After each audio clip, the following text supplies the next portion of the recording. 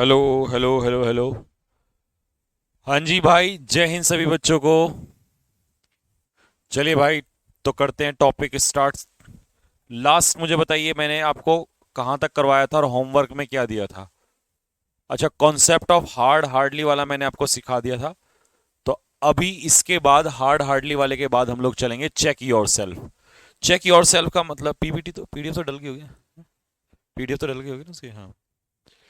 तो भाई इसकी पीडीएफ डल चुकी है, तो आपने नोट्स तो बनाए होंगे इसके। और अगर बनाए हैं तो भाई फिर मैं अभी थोड़ा सा सॉल्व करना स्टार्ट करता हूं। आपने इसको खुद से चेक किया होगा। वन बाय वन क्वेश्चंस आपको मैं बताता हूं। ठीक है। देखो, पहला क्वेश्चन है, a non banking financial company is a financial institution. एक नॉन बैंकिंग फाइनेंशियल कंपनी जो होती है वो एक फाइनेंशियल इंस्टीट्यूशन ही होता है जो कि समान होता है। कौन होता है समान? ये फाइनेंशियल इंस्टीट्यूशन।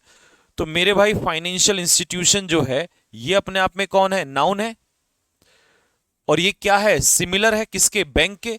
तो नाउन की विशेषता एडवर्ब तो नहीं बताएगा, नाउन की विशेषता कौन बताएगा? एडजेक्टिव बताएगा। तो इसीलिए इसका आंसर हो जाएगा सिमिलर। और सिमिलर कौन है? ये इंस्टीट्यूशन जो किसके बराबर है? बैंक के बराबर है। ठीक है। तो नॉन बैंकिंग कंपनी जो होती है वो एक इंस्टीट्यूशन के समान ही होता है। तो इसका आंसर हो जाएगा सिमिलर टू अ बैंक। ठीक है भाई पुष्पेंद्र। चलो question number two, his qualities include the ability to take right and decision. तो डिसीजन कैसा नाउन है मेरे भाई? कैसा वर्ड है? नाउन है। नाउन की विशेषता एडजेक्टिव। तो क्विक क्या हो जाएगा यहां पर? एडजेक्टिव हो जाएगा। क्विकली क्या होता है? एडवर्ब। यहां तक क्लियर है भाई? इसमें तो कोई दिक्कत नहीं होगा। सर हम आपसे मिले थे संडे को। कहां पे मिले थे? कोचिंग में। His strictly oblique strict discipline. मेरे भाई डिसिप्लिन अपने आप में क्या है? डिसिप्लिन अपने आप में है नाउन, और नाउन की विशेषता कौन बताता है? एडजेक्टिव। तो यहां एडजेक्टिव क्या हो जाएगा? स्ट्रिक्ट डिसिप्लिन हो जाएगा, ना कि स्ट्रिक्ट डिसिप्लिन। क्लियर हो गई? नेक्स्ट, ट्रेडिशनली या ट्रेडिशनल सोर्सेज। सोर्सेज क्या है भाई? यहां पे सोर्सेज है यहां पर नाउन। और नाउन से पहले क्या आ जाएगा? नाउन से पहले आ जाएगा एडजेक्टिव।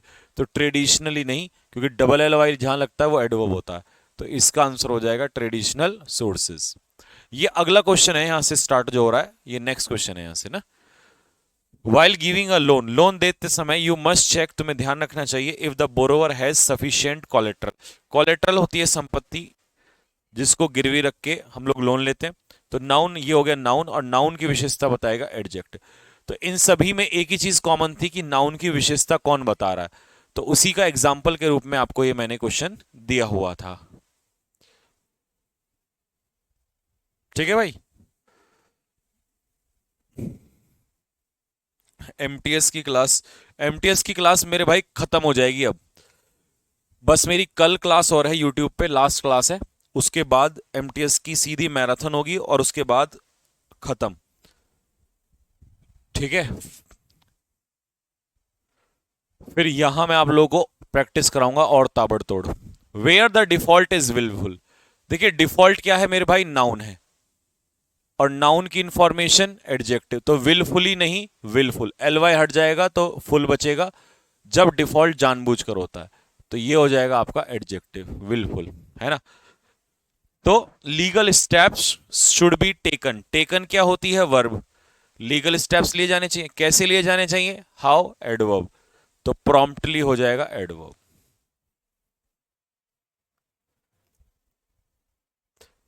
सर आप मूवी में एक्टर बनिए। अच्छा।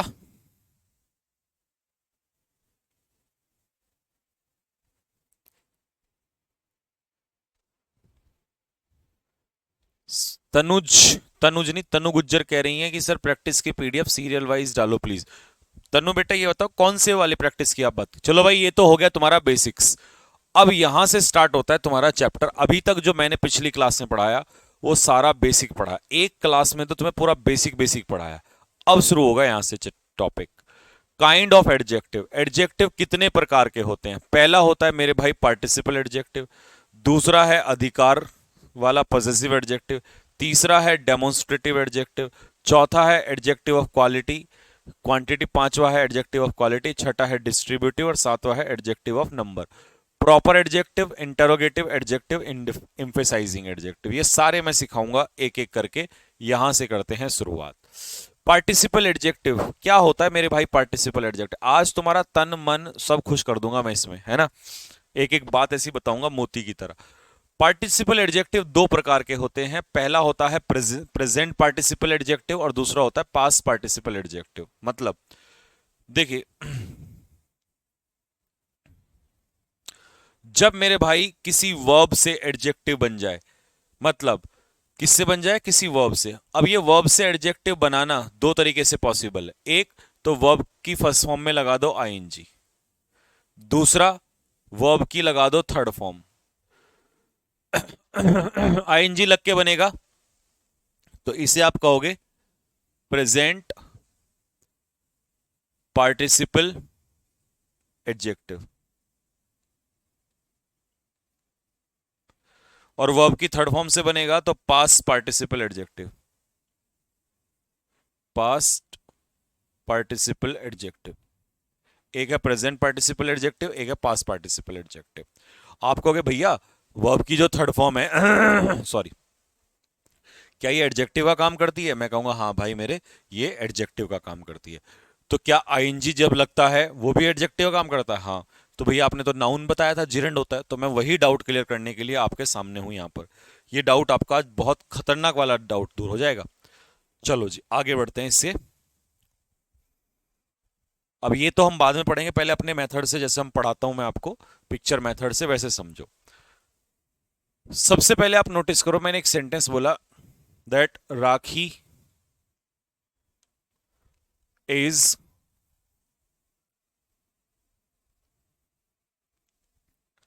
Swimming in the river. मैंने पूछा भाई यहां पर स्विमिंग क्या है? एडजेक्टिव है, वर्ब है, नाउन है? तो आपने कहा भैया ये है मेन वर्ब। दूसरा एग्जांपल, फिर मैंने आपसे कहा smoking is injurious to health. तो मैंने पूछा भाई इसमें स्मोकिंग क्या है? तो आपने कहा भैया ये वर्ब है, और वर्ब से पहले आता है सब्जेक्ट, और सब्जेक्ट का काम या तो करता है नाउन या करता है प्रोनाउन। तो ना तो ये एडजेक्टिव है और ना ही ये वर्ब है, तो यहां पर ये है आपका नाउन, जिसको हम कहते हैं जिरेंड। बात क्लियर है? तीसरा है मेरे भाई example that India is a gap country. India एक देश है।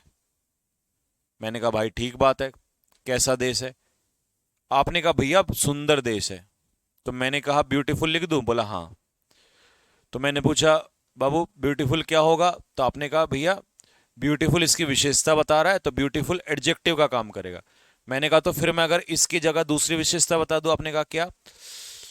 अगर मैं कह दूं डेवलपिंग कंट्री? आपने कहा ये बात भी सही है। तो अब जो ये आईएनजी लगा है इसमें, ना तो ये हेल्पिंग वर्ब के साथ मेन वर्ब एक्शन, ना ये नाउन, क्योंकि नाउन होता तो नाउन नाउन की विशेषता थोड़ी बताता है। कंट्री यहां पर नाउन है, तो जब नाउन की विशेषता बताएगा तो अब ये एडजेक्टिव है। Verb, noun, adjective.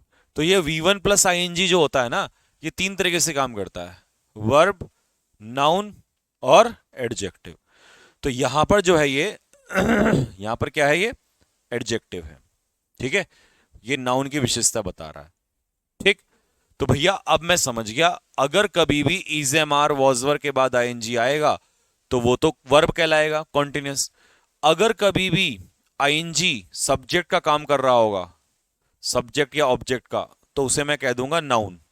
और अगर आईएनजी नाउन की विशेषता बताएगा तो उसे कह दूंगा प्रेजेंट पार्टिसिपल। ठीक है भाई? तो अब आपको तीनों चीजों में फर्क आराम से नजर आ गया होगा कि तीनों में फर्क क्या है। लेकिन एक एग्जांपल आपको मैं पास्ट पार्टिसिपल का भी दे देता हूं। प्रेजेंट पार्टिसिपल तो चलो क्लियर हो ही गया, अब आता है पास्ट पार्टिसिपल। मैंने कहा आपसे that this is a break chair. आपने कहा यार ये क्या कह दिया आपने, ये तो बड़ा अजीब सा कह दिया। मैंने कहा बेटा ब्रेक कहूं, ब्रोक कहूं या ब्रोकन कहूं। आपने कहा भैया ये नीचे वाला अच्छा सा लग रहा है। मैंने कहा भाई अच्छा सा लगने का कारण है, ये चेयर तो नाउन है, और इस नाउन से पहले हमें क्या चाहिए, एडजेक्टिव। वर्ब की फर्स्ट फॉर्म एडजेक्टिव का काम नहीं करती, सेकंड फॉर्म एडजेक्टिव का काम नहीं करती। कौन सी फॉर्म है जो एडजेक्टिव का काम करती है? अब यहां ब्रोकन एडजेक्टिव का काम कर रहा है, तो इसे हम कहेंगे पास्ट पार्टिसिपल। तो जब वर्ब की थर्ड फॉर्म एडजेक्टिव का काम करती है, यानी कि किसी नाउन की विशेषता बताती है, तो उसे हम कहते हैं पास्ट पार्टिसिपल।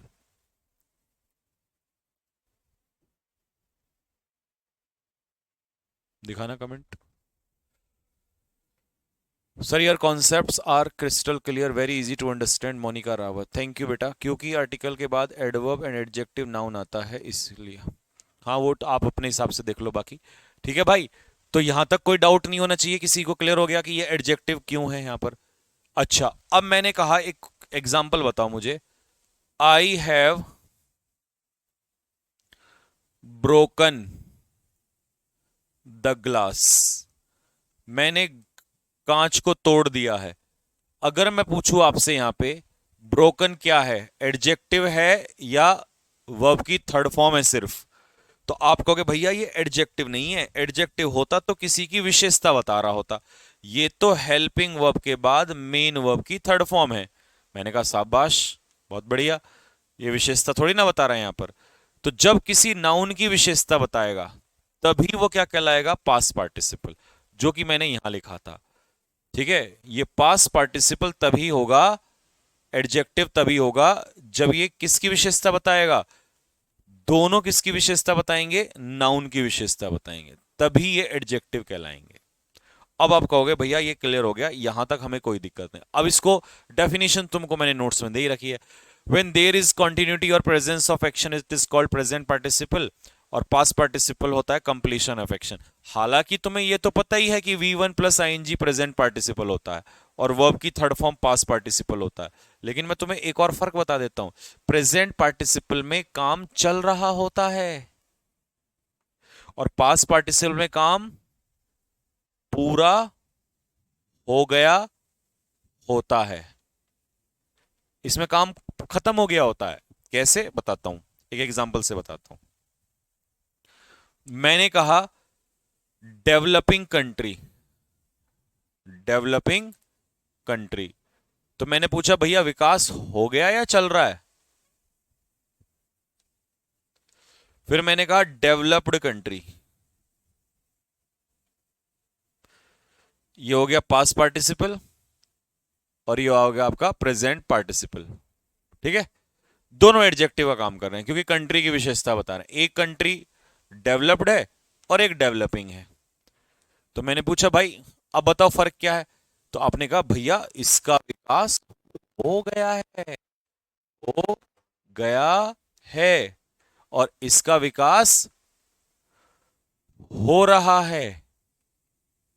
तो यही बात है कि प्रेजेंट पार्टिसिपल में काम हो रहा होता है, और पास्ट पार्टिसिपल में काम फिनिश हो गया होता है, मतलब कंप्लीट हो चुका होता है। यह भी दूसरा फर्क है। ठीक है, अब आपको दिक्कत नहीं आएगी। पहला, व्हाट एन अलार्मिंग या अलार्म्ड नॉइज। देखिए भाई, अलार्मिंग का मतलब होता है चौंकाने वाला, चौंकाने वाला। ठीक है, और अलार्म्ड का मतलब होता है चौंका हुआ, चौंका हुआ मतलब जो शॉक्ड हो गया हो। ठीक है, अलार्मिंग का मतलब होता है शॉकिंग, और अलार्म्ड का मतलब होता है शॉक्ड। तो पर्सन क्या होगा, शॉक्ड। अब मैंने कहा आई वॉज, तो मैं तो चौंक गया भैया एकदम से, तो आई वॉज अलार्म्ड। ठीक है बाबू। और what an alarming oblique alarm noise, noise चौंका हुआ थोड़ी होगा, नॉइज होगा चौंकाने वाला, तो इसका आंसर हो जाएगा अलार्मिंग।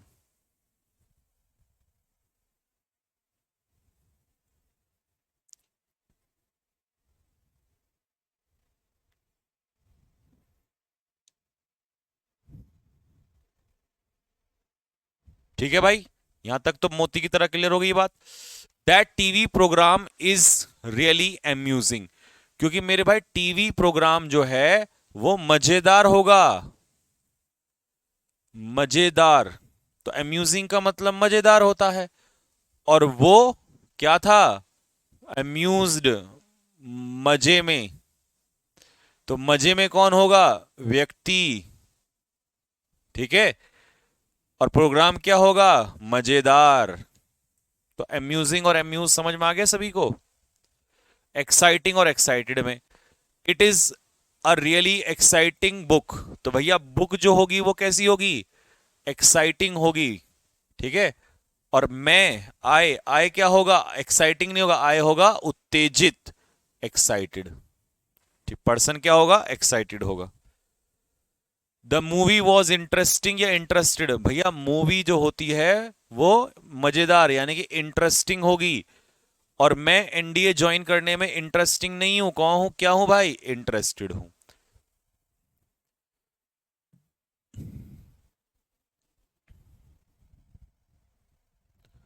लो भाई, अब एक और फर्क ले लो, उबलता हुआ दूध, बॉइलिंग मिल्क। तो उबलता हुआ मैंने हिंदी में भी इसलिए लिखा ताकि और अच्छे समझ में आ जाए। उबलता हुआ दूध का मतलब है जो दूध उबल रहा है, तो उसे बॉइलिंग मिल्क कहते हैं। और उबला हुआ दूध का मतलब है जो दूध उबल चुका है, चुका है, चुका है। तो जो दूध उबल चुका है उसे बॉइल्ड मिल्क कहेंगे, तभी तो बॉइल्ड एग कहते हैं ना, उबले हुए अंडे जो उबल चुके हैं, और जो उबल रहे हैं उन्हें बॉइलिंग कहेंगे। ये विकसित, थकसित नहीं, विकसित, ठीक है। तो इसे यहां डंडा लगा लेंगे, विकसित।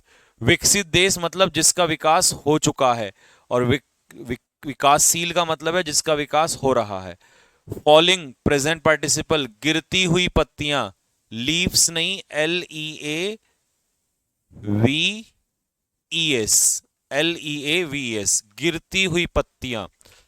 और गिरे हुए पेड़ मतलब जो गिर चुके हैं, जो गिर चुके हैं इसे कहेंगे फॉलन ट्रीज। मुस्कुराता हुआ चेहरा, स्माइलिंग फेस। उबले हुए अंडे जो उबल चुके हैं।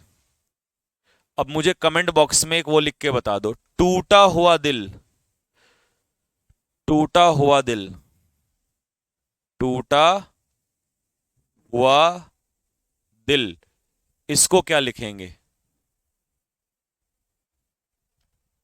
बताओ इसको क्या लिखेंगे, टूटा हुआ दिल, जो टूट चुका है।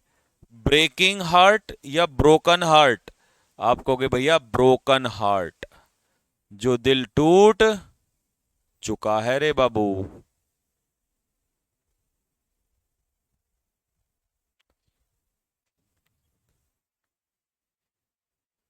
मेरा एमटीएस का एडमिट कार्ड डाउनलोड नहीं हुआ है, if you don't mind please बता दीजिए दिल्ली के लिए। एमटीएस का एडमिट कार्ड डाउनलोड नहीं हुआ तो क्या दिक्कत है,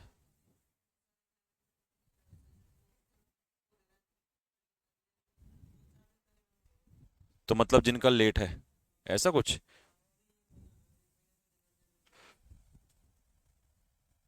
कोई बात नहीं, परेशान मत हो, आ जाएगा बच्चे, कुछ बच्चों के शायद अभी आए भी नहीं है।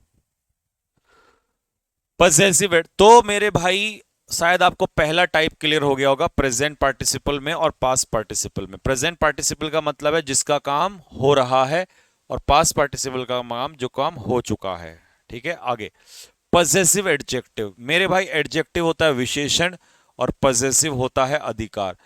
ऐसे शब्द जो किसी नाउन पर क्या दिखाते हैं, अधिकार दिखाते हैं, तो उन्हें कहते हैं अधिकार वाचक विशेषण, ज्यादा हिंदी हो जाएगी, ठीक है। तो मतलब जो किसी नाउन पर क्या दिखाते हैं, अधिकार दिखाते हैं। The adjective that show a possession, the adjectives that show possession over a noun are called possessive adjective. जो किसी possessive, जो किसी नाउन पर अधिकार दिखाते हैं उसे कहते हैं possessive adjective. For example, my car, अगर मैं पूछूं इसमें नाउन क्या है तो आप कहोगे कार, और मैं अगर कहूं पजेसिव एडजेक्टिव माई, इसमें नाउन क्या है, बुक, पजेसिव एडजेक्टिव योर। यहां एटीट्यूड ये है नाउन, और नाउन से पहले आपका ये पजेसिव। ये पजेसिव क्यों है, क्योंकि ये अधिकार दिखाता है, किसका एटीट्यूड, हमारा एटीट्यूड। किसका सौंदर्य? उसका सौंदर्य। तो ब्यूटी क्या हो गया मेरे भाई? नाउन। और इस नाउन से पहले क्या आ जाएगा? इट्स पजेसिव एडजेक्टिव आ जाएगा। ठीक है भाई। चलिए, ऐसे यहां पर ब्रदर नाउन, हर एडजेक्टिव। तो ये सारे, अब हम आपको इसमें पढ़ाएंगे एक टेबल बहुत प्यारी सी। पजेसिव एडजेक्टिव हमेशा अपने पीछे क्या लेते हैं? Possessive adjectives always take noun with them, अपने साथ हमेशा नाउन लेते हैं। मतलब कौन सा है पज तुम में से बहुत बच्चे मुझसे पूछते हैं, सर ये माइन में और माई में क्या फर्क होता है? आज जान लो, क्योंकि ये संकल्प बैच है, ये बेसिक बैच है, यहां सब कुछ जानना होता है। ठीक है।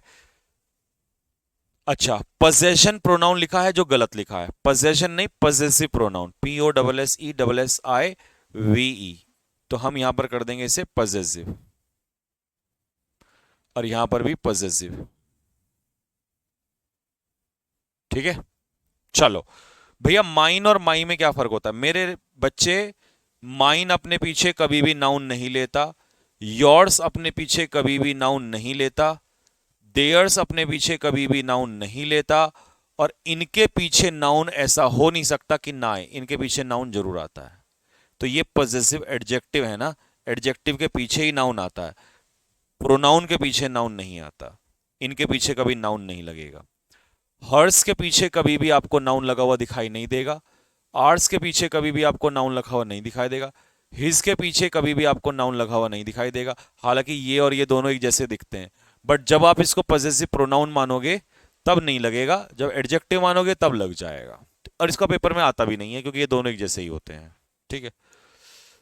लो भाई, इस क्वेश्चन का आंसर दो। इतनी खतरनाक हिंदी बस आपको पढ़ाते पढ़ाते ही हो गई मेरी हिंदी। बताओ बाबू, बताओ जल्दी। अब मैंने आपको ये बता दिया ना, पजेसिव प्रोनाउन।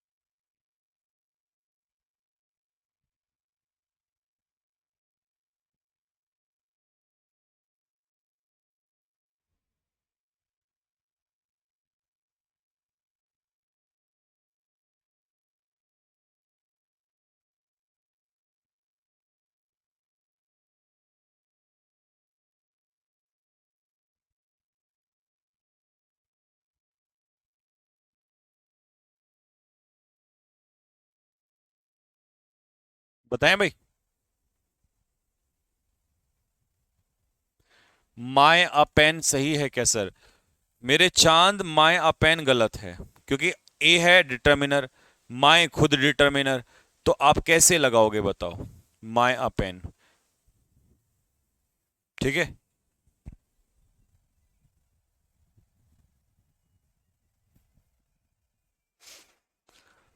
तो माय पेन सही है, माय पेन का मतलब है मेरा पेन। ठीक। अगर आपको सिंगुलर रखना है तो माय पेन, और प्लूरल रखना है तो माय पेन्स, ये आ जाएगा। This car is, this car is mine. देखो, माई में अपोस्ट्रोफियस लगाया तो अधिकार दिखाएगा, जबकि एपोस्ट्रोफियस भी क्या दिखाता है? अधिकार। और माई भी क्या दिखाता है? अधिकार। तो इसलिए आप एपोस्ट्रोफियस यहां नहीं लगा सकते, तो ये तो गलत हो गया। माए कार इसलिए कहने की जरूरत नहीं है, क्योंकि कार यहां आ गया तो कार और कार रिपीट हो जाएगा, रिपीटेशन को रोक देते हैं। माइन, ओहो, माइन कार लिख लो यहां पे। अब माइन है पजेसिव प्रोनाउन, और पजेसिव प्रोनाउन के पीछे नाउन आता नहीं है, तो ये हट जाएगा, तो इसका आंसर हो जाएगा ए।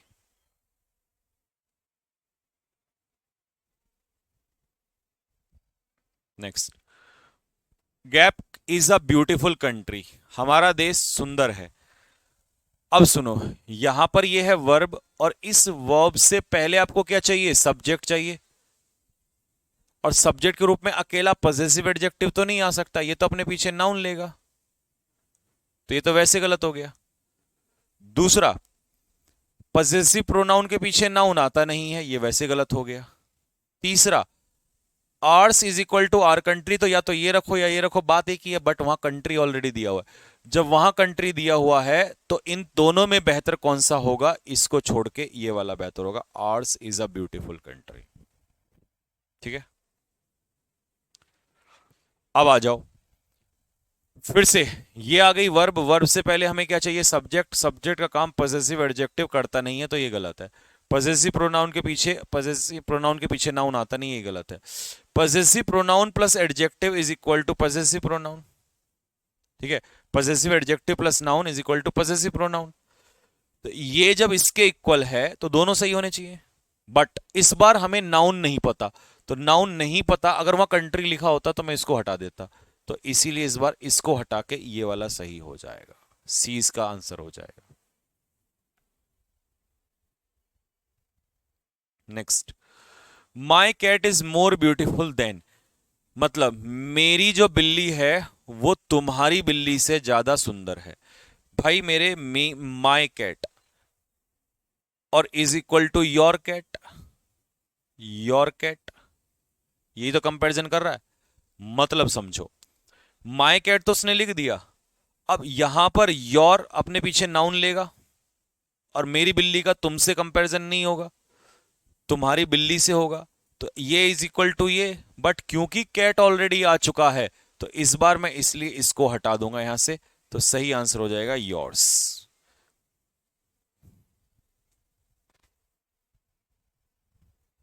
नेक्स्ट, खत्म हो गया अब ये।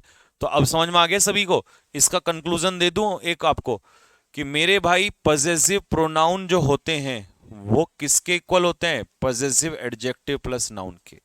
या यूं कह दो कि पॉजेसिव प्रोनाउन के पीछे कभी भी नाउन नहीं आएगा, और पॉजेसिव एडजेक्टिव के पीछे हमेशा नाउन आएगा, ऑलवेज। अब आते हैं टाइप 3 पर। डेमोन्स्ट्रेटिव एडजेक्टिव क्या होते हैं? The adjectives that point out a noun, जो एडजेक्टिव किसी नाउन की तरफ क्या करते हैं? इशारा करते हैं, इशारा। जो एडजेक्टिव किसी नाउन की तरफ इशारा करते हैं आर कॉल्ड डेमोन्स्ट्रेटिव एडजेक्टिव्स। उन्हीं एडजेक्टिव्स को हम क्या कहते हैं मेरे भाई? डेमोन्स्ट्रेटिव एडजेक्टिव्स कहते हैं। This that these those are demonstrative adjectives. तो कुछ डेमोन्स्ट्रेटिव एडजेक्टिव के नाम हमने यहां लिखे हैं, जैसे दिस दैट दीज दोज, ठीक है। दिस दैट, अब इनमें आपस में क्या फर्क है मेरे भाई? दिस और दैट जो है ये अपने आप में क्या होते हैं? सिंगुलर होते हैं।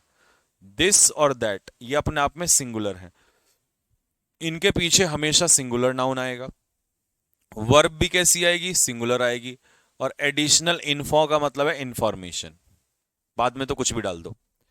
और दीज और दोज ये अपने आप में क्या है? प्लूरल है, तो इनके पीछे कैसा नाउन आएगा? प्लूरल। तो वर्ब भी कैसी आएगी? प्लूरल। तो भैया हमें तो ये तो पता है कि दिस दैट सिंगुलर और दीज और दोज प्लूरल, ठीक है।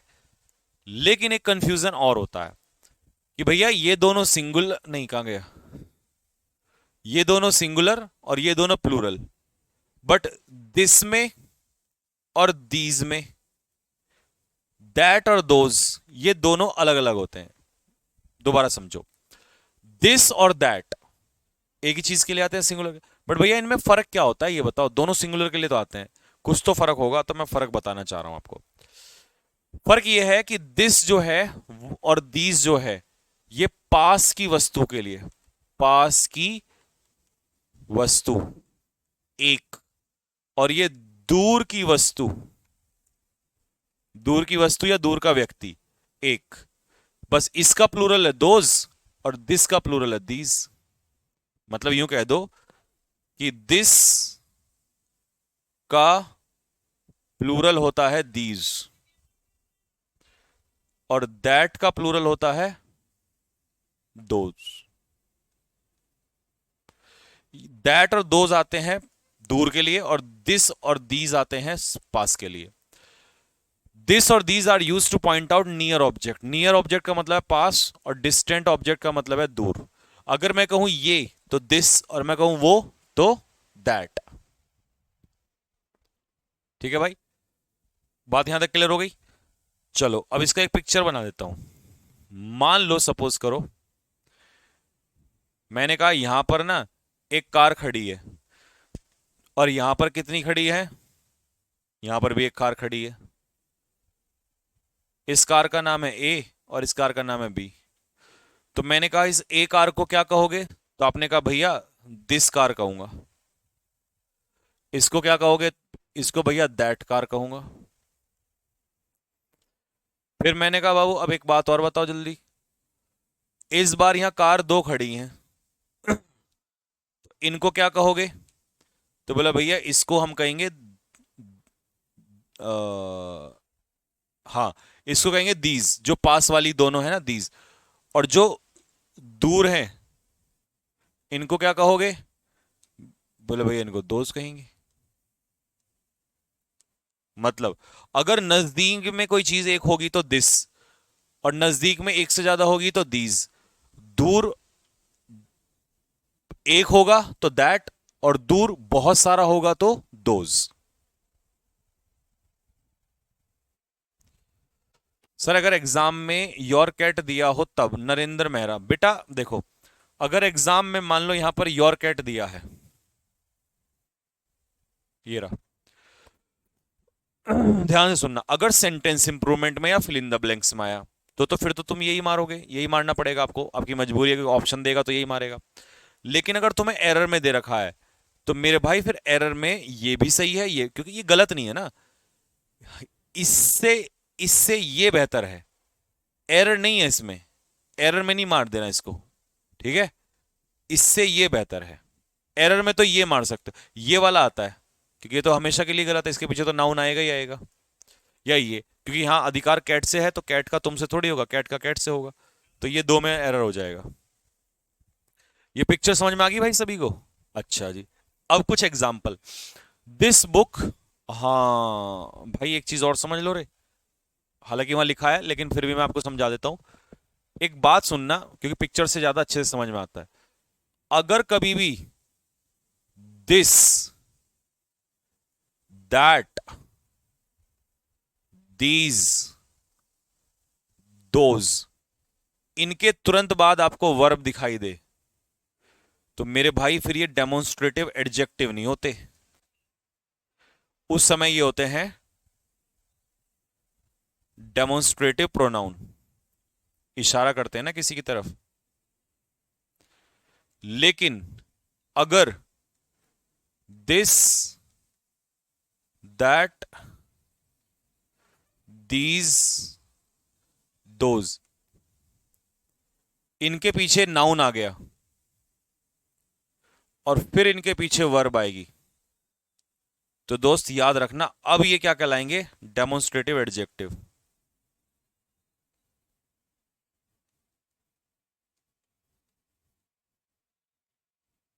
क्योंकि एडजेक्टिव के पीछे ही नाउन आता है। बस ये मुझे इनमें से फर्क बताना था आपको, तो मैंने यहां लिख दिया, तो मेरे हिसाब से अब ज्यादा सही है। दिस बुक इज माइन, तो यहां पर दिस के पीछे क्या लगा है, बुक नाउन, तो ये एडजेक्टिव है। दैट के पीछे नाउन, तो ये भी एडजेक्टिव है। दोज के पीछे नाउन, ये भी एडजेक्टिव है। लेकिन यहां देखो, दिस के पीछे वर्ब, दैट के पीछे वर्ब, और दोज के पीछे वर्ब, ये सारे क्या है, डेमोन्स्ट्रेटिव प्रोनाउन है। बस यही बताना चाह रहा था मैं, ये भी हो गया। अब एक बड़े काम की बात है, पेपर में आने वाली बात है, ठीक है भाई, पेपर के लिहाज से ये बहुत इंपॉर्टेंट है। डेमोन्स्ट्रेटिव प्रोनाउन दैट और those are use to avoid the repetition of noun in comparison. जब हम दो नाउन का कंपैरिजन, सॉरी, दो नाउन में क्या करते हैं, कंपैरिजन करते हैं, तो एक नाउन आपने लिख दिया ये तो ठीक है, बट जो दूसरा वाला नाउन है ना जिसका कंपैरिजन किया जा रहा है, उसके रिपीटिशन को रोकने के लिए आप इन प्रोनाउन को लाते हो। अगर सिंगुलर का रोकना होगा तो दैट लगाएंगे, और प्लूरल का रोकना होगा तो दोज लगाएंगे। जैसे द क्लाइमेट ऑफ ओली is cooler than those of या दैट ऑफ। तो यहां पर ओली के क्लाइमेट का कंपैरिजन दिल्ली के क्लाइमेट से हो रहा है। तो अब मैं आप कहोगे भैया आपने दोज ऑफ क्यों नहीं लगाया? इसलिए नहीं लगाया क्योंकि क्लाइमेट जो है वो सिंगुलर है और सिंगुलर का रिप्लेसमेंट सिंगुलर से होता है, इसलिए मैं यहां पर दैट ऑफ लगाऊंगा। ठीक है, अगर यहां पर प्लूरल होता तो मैं यहां दोज ऑफ कर देता। एग्जाम्पल लो इसका भी एक। To avoid the repetition of singular noun in comparison, we use that, and to avoid the repetition of plural noun in comparison, we use those. आ जाओ जी। देहरादून की गलियां, अब आ जाओ। देहरादून की गलियां, गलियां सिंगुलर है या प्लूरल है? आपने कहा भैया प्लूरल है। अब मैं क्या लगा दूंगा? मुंबई की गलियों से। इंडिया का जीडीपी, आपने कहा भैया सिंगुलर है, तो पाकिस्तान के जीडीपी से। तो सिंगुलर का सिंगुलर से हो जाएगा, तो हो जाएगा आपका दैट ऑफ।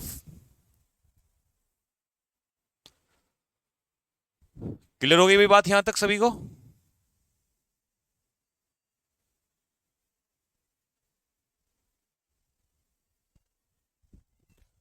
अब बताओ जरा यहां तक कोई डाउट किसी के मन में?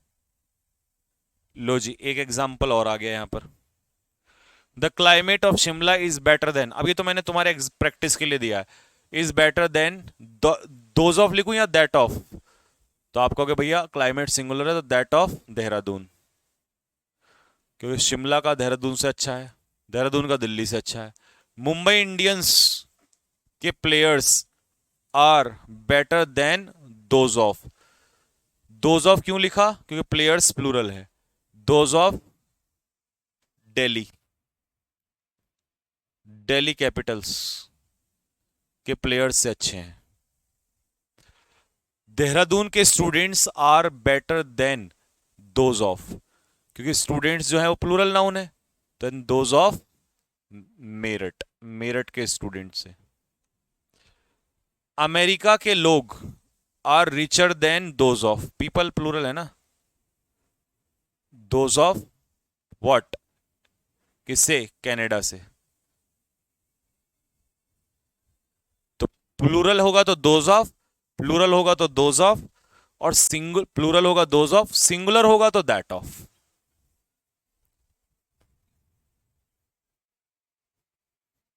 कविश कह रहा है सर कैब की रिकॉर्ड क्लास, हाँ वो तो चलती रहेगी, वो आपका ए टू जेड वाली सीरीज जो है वो तो चलती रहेगी।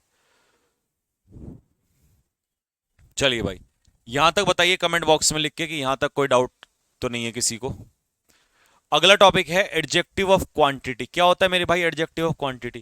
क्वांटिटी से ही पता चल रहा होगा, जो एडजेक्टिव किसी नाउन की मात्रा को बताता है उसे कहते हैं एडजेक्टिव ऑफ क्वांटिटी। जैसे much, little, whole, all, most, some, enough, ये सब क्या बताते हैं? क्वांटिटी।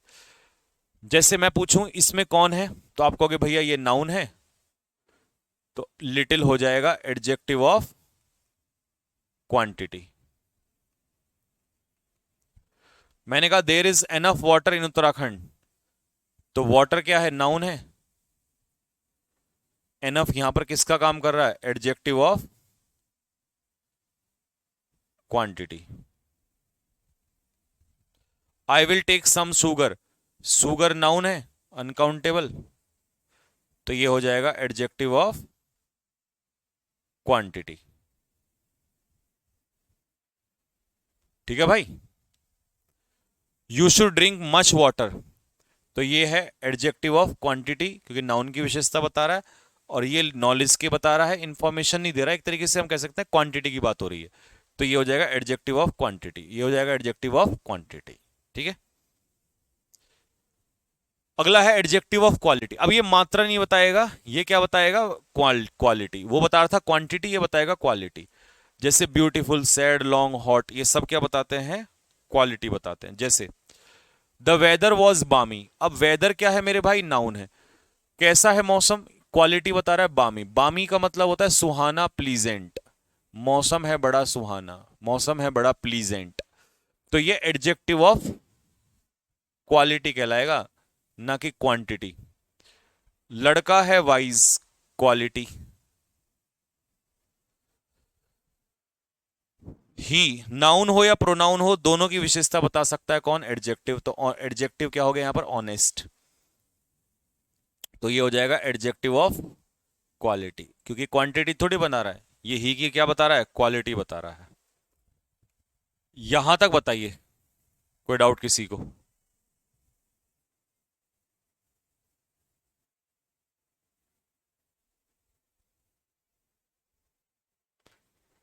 एडजेक्टिव ऑफ क्वांटिटी और क्वालिटी दोनों सेम होते हैं? कहां सेम होता है, अलग अलग होते हैं। ये क्वांटिटी मात्रा थोड़ी ना बता रहा है, ये तो क्वालिटी बता रहा है। डिस्ट्रीब्यूटिव एडजेक्टिव होते हैं जो किसी नाउन को ईच वन, मतलब एक एक में, जो किसी नाउन को एक एक में बांटने का काम करते हैं, उसे कहते हैं डिस्ट्रीब्यूटिव एडजेक्टिव। जैसे each, every, either, neither, each and every, ये सब होते हैं distributive adjective. Either means one out of two, मतलब दो में से एक। हाँ, ये जरूर याद रखना भाई, आइदर कितने के लिए होता है, बताओ जल्दी से। दो में से एक। और नाइदर मींस दो में से एक भी नहीं। Each means every one out of two और मोर देन टू, मतलब ये कितने के लिए यूज होता है, दो के लिए, सिर्फ दो के लिए। पॉजिटिव है ना ये, दो में से एक। और नाइदर, ये भी दो के लिए, ये निगेटिव है, दो में से एक भी नहीं। Each means every one out of two, मतलब दो में से या दो से ज्यादा में से प्रत्येक। ठीक है, दो या दो से ज्यादा में से प्रत्येक। Every is not use for two, it is use for more than two, it is use in general. तो अब ये तो फिर तुम्हारा ना खून पी लेंगे, मतलब ऐसे अगर मैं बता दिया, ये तो वो वाली बात जो नॉर्मल टीचर्स यूज ही कर लेते हैं, मतलब इसी तरीके से। लेकिन मैं तुम्हें बिल्कुल जैसे तरीके से बताता हूँ ना, जिन जिन तरीके से, मैं उन्हीं तरीके से बताऊंगा। आप एक काम करो, यहाँ हो जाओ मेरे साथ, बिल्कुल देहाती तरीके में समझाऊंगा, एकदम हिंदी में बढ़िया तरीके से पिक्चर बना के। मान लो हमारे पास दो रसगुल्ले हैं। मैंने कहा भाई दो में से एक रसगुल्ला मिलेगा, बस एक। तो मैंने पूछा क्या लगेगा, बोला भैया आइदर। मैंने कहा दो रसगुल्ले हैं लेकिन दो में से एक भी नहीं मिलेगा, खाली है, तो भैया नाइदर। मैंने कहा अगर तीन, तो ना तो ये तीन के लिए आता है ना ये तीन के लिए आता है, ठीक है। फिर मैंने कहा भैया रसगुल्ले इस बार मेरे पास पहले तो दो हैं, लेकिन दो में से प्रत्येक खाना पड़ेगा, ये भी ये भी। तो अब ईच का इस्तेमाल करोगे, प्रत्येक। लेकिन फिर मैंने कहा कि अब मेरे पास दो से ज्यादा है रसगुल्ले। अब दो से ज्यादा तो कितने भी हो सकते हैं, उससे कोई फर्क नहीं पड़ रहा।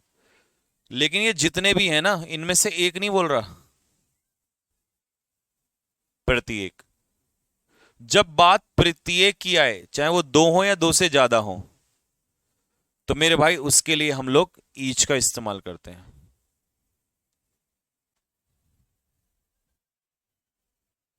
नाइदर और नॉट एक साथ आएंगे, नहीं आएंगे।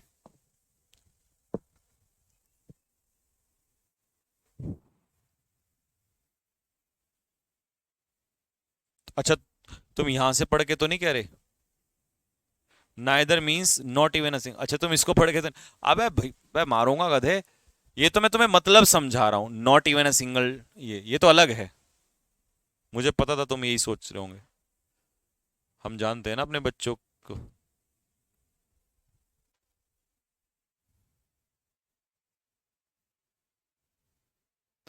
तो मैंने पूछा भाई यहां तक कोई बात डाउट की, बोला नहीं भैया बिल्कुल क्लियर है। दो में से एक होगा आइदर, दो में से एक भी नहीं होगा नाइदर।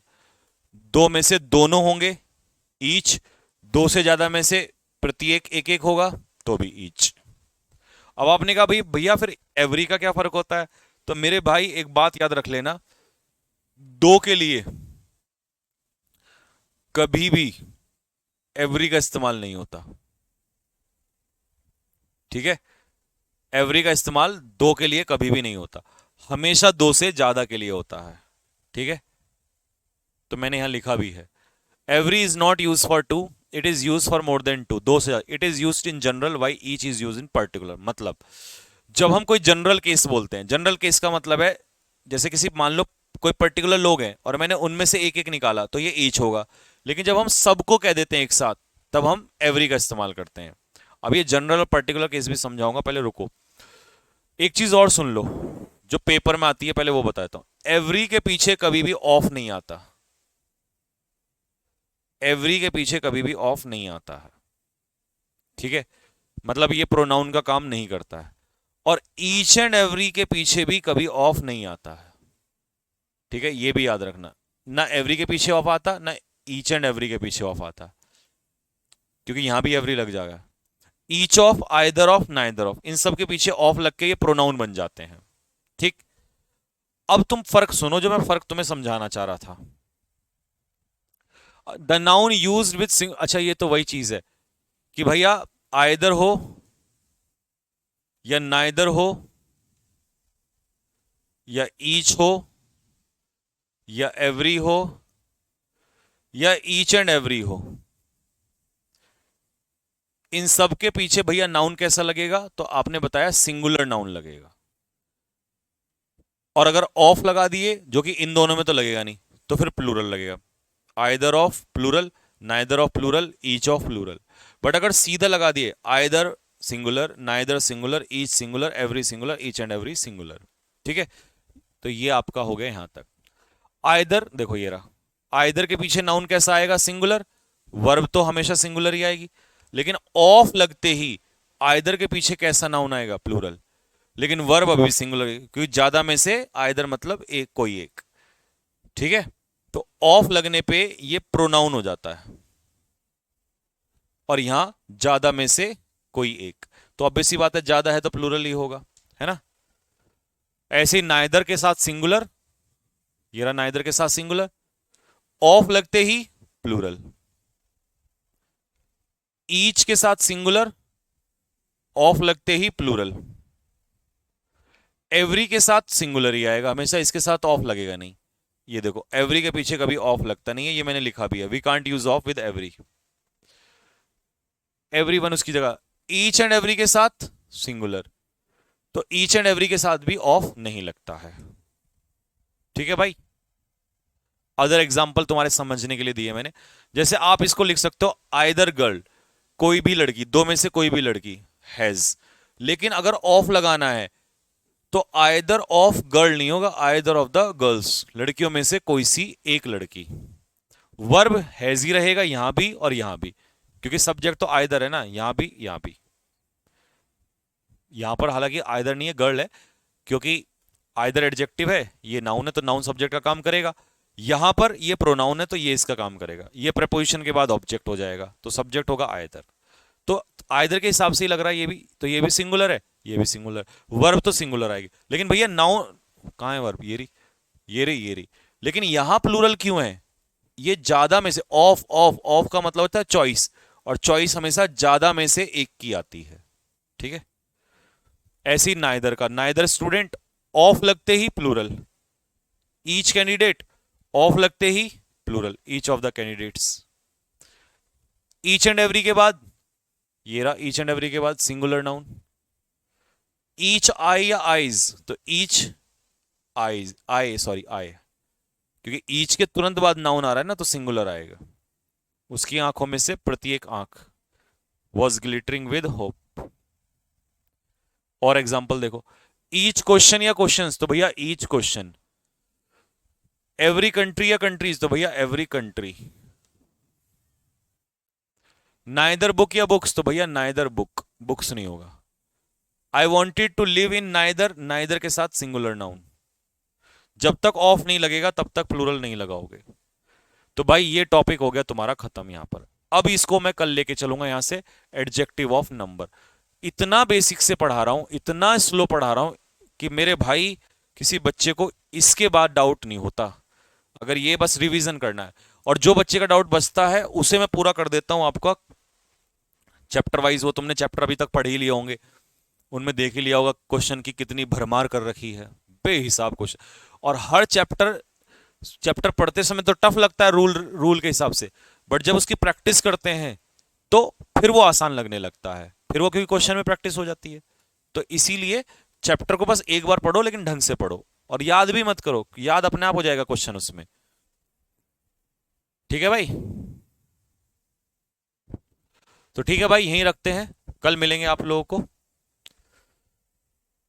और जैसा मैंने कहा है कि बस आपका 30 तारीख तक संभालना है, फिर उसके बाद में आपका रेगुलर उसी टाइम पे आपकी क्लास डेली स्टार्ट हो जाएगी, और बड़ी क्लास स्टार्ट करेंगे, मतलब बड़ी इन द सेंस और कंटेंट आपको स्टार्ट करेंगे। ठीक है भाई? बस 30 तारीख तक का है, तब तक आप जो अपना बाकी कंटेंट तो ऑलरेडी यार इतना है, 1 में भी इतना है, 2 में भी इतना है, तो जो आपको मर्जी है वो पढ़ो। ठीक? ठीक है भाई, यहीं तक रखते हैं, तो कल मिलते हैं, तब तक के लिए सभी बच्चों को जय हिंद।